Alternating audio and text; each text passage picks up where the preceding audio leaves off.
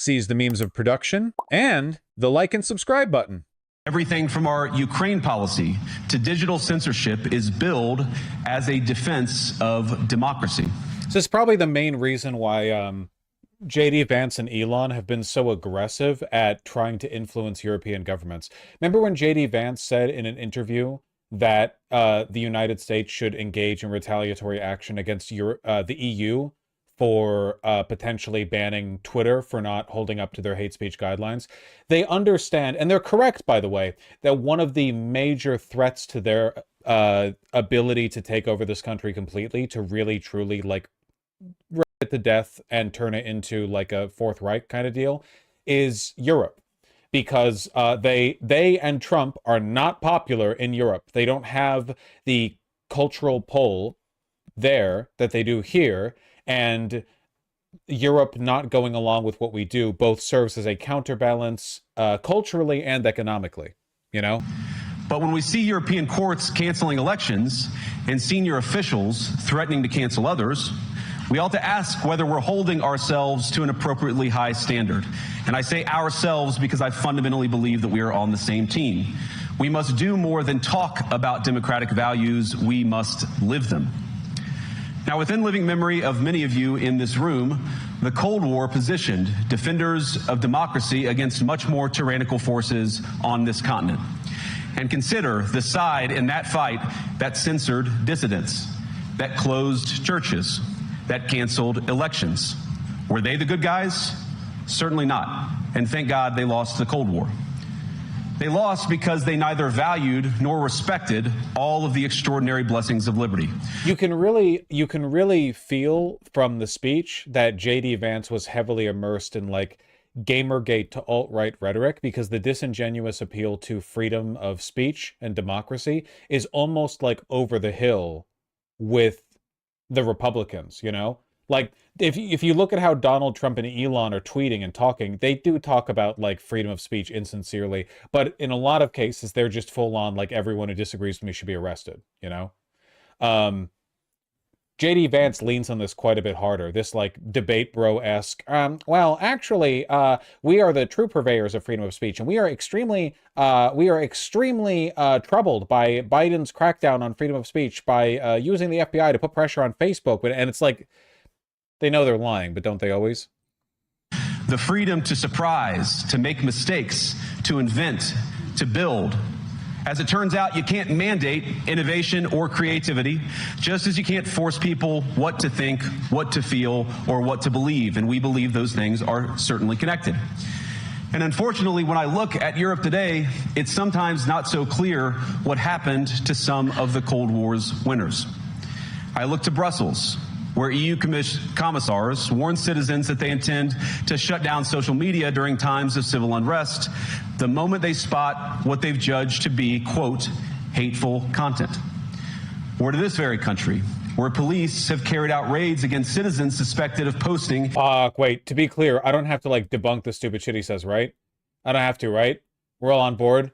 I know there are people who come in sometimes and they're like, well, this guy's not even debunking. It's like, dude, I've been doing this for like 5 years. Literally everything they say is a lie or a misrepresentation. Anti-feminist comments online as part of, quote, combating misogyny on the internet, a day of action.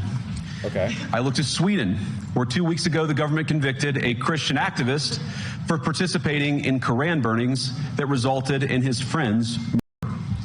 And as the judge in his case chillingly noted, Sweden's laws to supposedly protect free expression do not, in fact, grant, and I'm quoting, a free pass to do or say anything without risking offending the group that holds that belief. Wait, yeah? Wait, yeah, that's like self-evidently true. Protection, the free speech protections don't mean that the stuff you do don't run the risk of offending people? Yeah, what is that? That's a bad translation, but yeah. Yeah, but that's like obviously true. That's like anyone would agree with that. I don't know why that was phrased like it was really scary. You know? I don't think the argument from the judge was that a conviction would be predicated on having offended someone. At least that wasn't like stated in the statement. And perhaps most concerningly, I look to our very dear friends, the United Kingdom, where the backslide away from conscience rights has placed the basic liberties of religious Britons in particular in the crosshairs. A little over 2 years ago, the British government charged Adam Smith Connor, a 51-year-old physiotherapist and an Army veteran, with the heinous crime of standing 50 meters from an abortion clinic and silently praying for 3 minutes. Not obstructing anyone, not interacting with anyone, just silently praying on his own.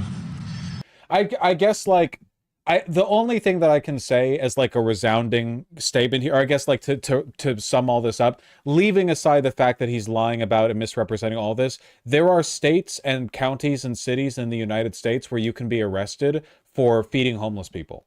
Like, if you want to talk about the overreach of the state, sure. I think, look, I'm not going to sit here and argue disingenuously that European countries don't overreach. There are times when I see the consequence of hate speech laws in the European Union, and I think, you know, as an American, I don't know if I'm comfortable with that. There's no objective line at which to draw, like, you know, the utilitarian benefits of being more prosecutorial versus being more lenient when it comes to stuff like that. I don't know. There are arguments you can make. It's complicated. All I'll say is that, like, any argument you could make, well, like, right now, Twitter is basically just like a nonstop hate rally coordinated by Elon Musk, where he calls for the arrest and deportation of anyone who criticizes him. And in all across America, people are arrested every day for insane shit. And I think that you can take a principled stance and protest against all of this without buying into JD Vance's insincere, you know, hey guys, ignore the fact that I'm literally I'm super concerned about freedom of speech right now. You know? After British law enforcement spotted him and demanded to know what he was praying for, Adam replied simply, it was on behalf of the unborn son he and his former girlfriend had aborted years before. Now, the officers were not moved. Adam was found guilty of breaking the government's new buffer zones law, which criminalizes silent prayer and other actions that could influence a person's decision within 200 meters of an abortion facility. He was sentenced to pay thousands of pounds in legal costs to the prosecution.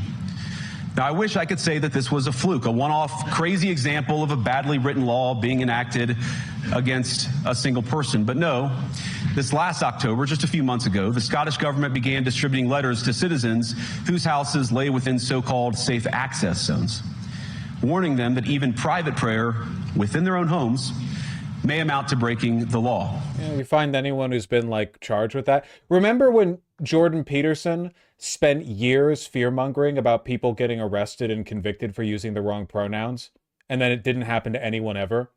Was it Bill C-16? Was that the name of it? Where he was literally, like, hysterical about it. Oh, they're going to come after all of us. They can arrest me. I would rather die in prison than censor myself and not use biological pronouns or whatever. And then it never happened to anyone. I just, like, come on.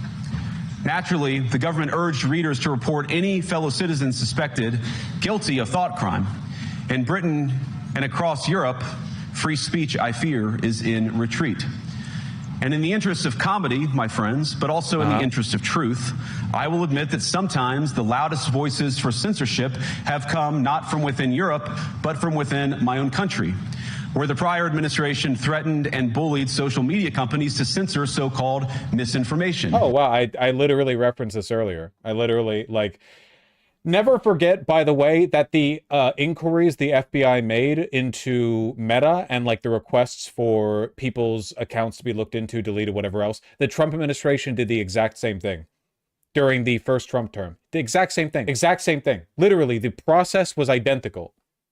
Though it was more legitimate in the case of the Biden administration, because there were some very, like, pointed, censorious attempts at attacking people with Trump, whereas with Biden, they were more interested in a general lessening of misinformation surrounding COVID, stuff like that.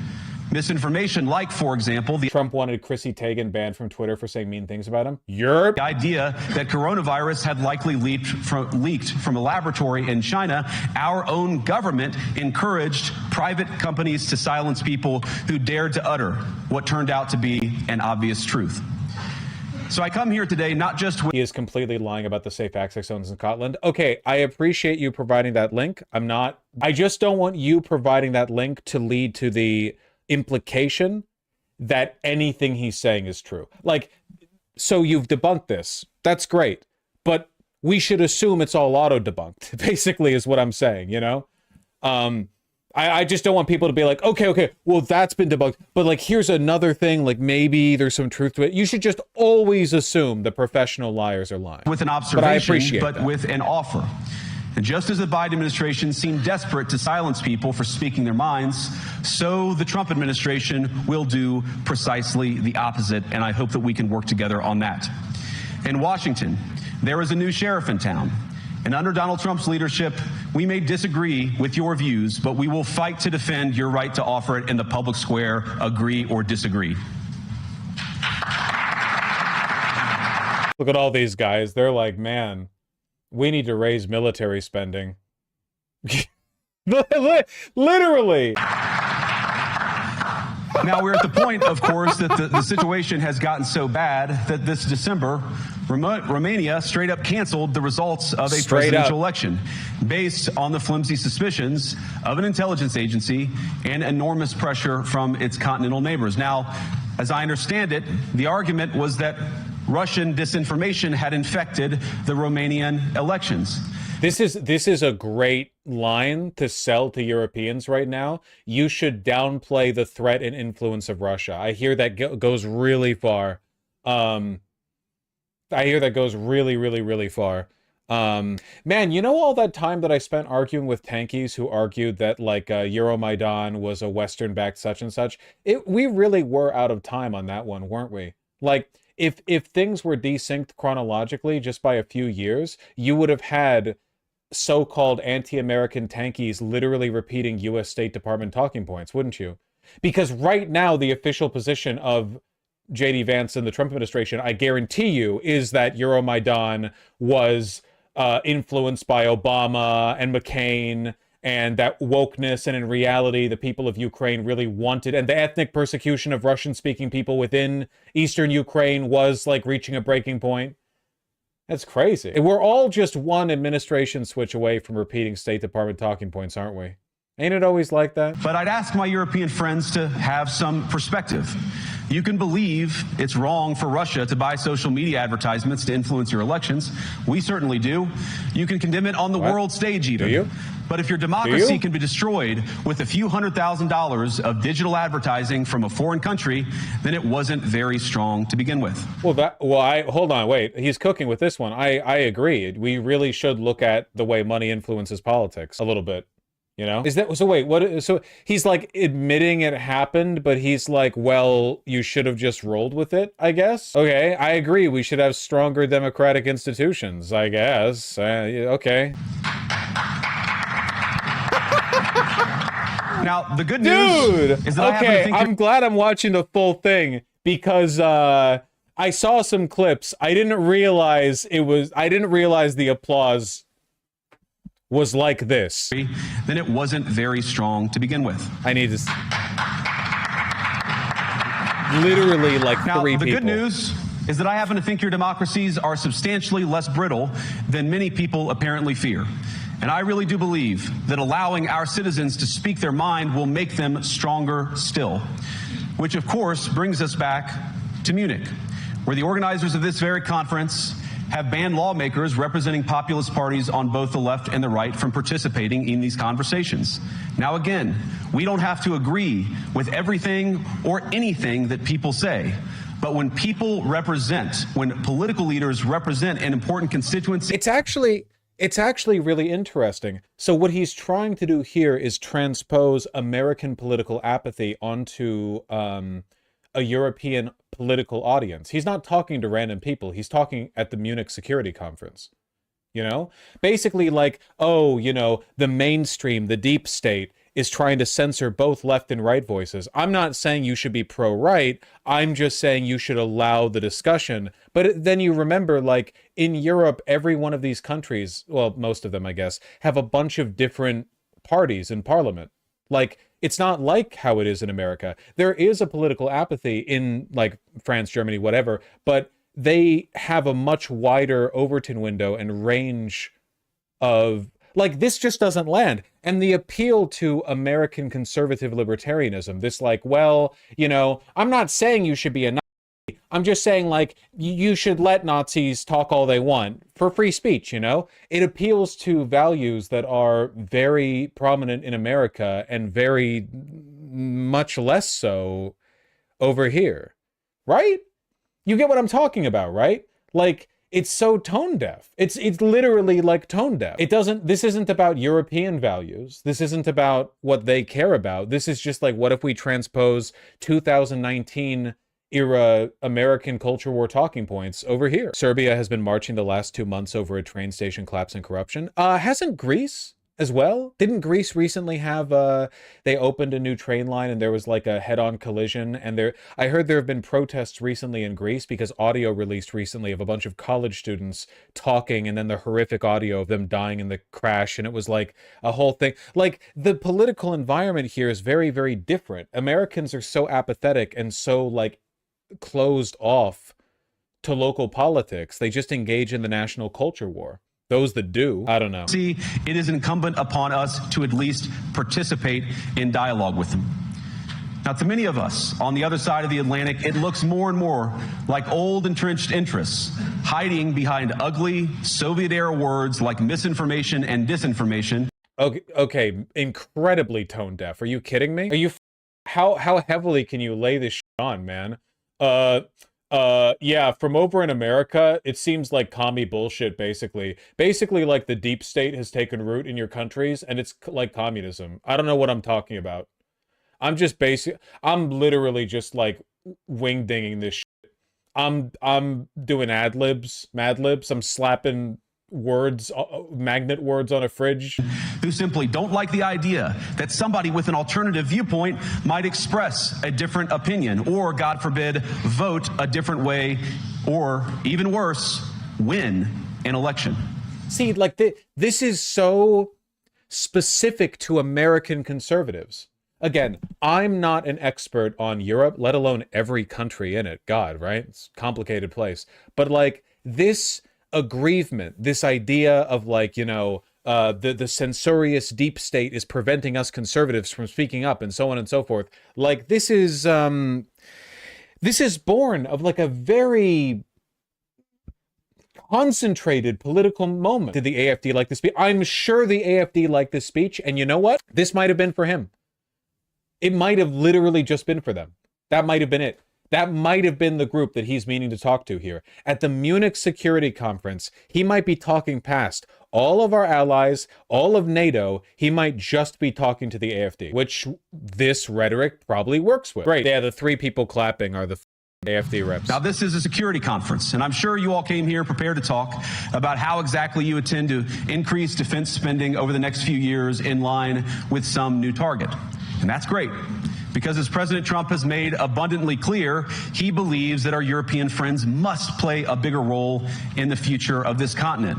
We don't think, you hear this term, burden sharing. The AFD does believe that the EU is the deep state ruler. The AFD is extremely American. You guys know that, right? Have you seen the AFD memes? They're extremely online. They're literally like 4chan, the political party. They're very American. Like, the cultural, yeah, the coding of their arguments and the way they talk is very, very, very American. Not German-style Nazism, like 1940s or whatever, subservience to the state, one blood, that kind of stuff, you know? Obviously, those are components, but it's more like the watered-down neo-Nazism that you see on American forums. You understand what I'm talking about, right? There's a reason why the AFD has shot up in popularity only recently, as opposed to, like, emerging from a long-standing conservative tradition, like, say, Meloni's party in Italy, right? Like, basically Mussolini's party.